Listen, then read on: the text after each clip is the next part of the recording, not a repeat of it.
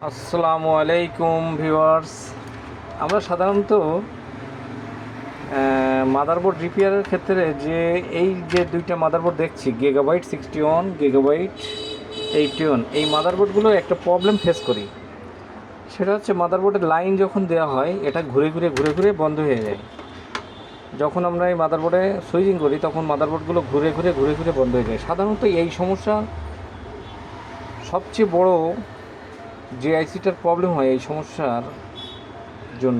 সমস্যার সমাধানের জন্য আমার এই যে আইসিটা আছে, এটা হচ্ছে আইওআইসি। এই আইসিটা যখন নষ্ট হয়ে যায় তখন এই সমস্যার সম্মুখীন হই আমরা। এটা 61-এর ক্ষেত্রেও হয়, 81-এর ক্ষেত্রেও হয়। এখন আমরা যখন ঘুরে বন্ধ হবে তখন আমরা এটাকে চেঞ্জ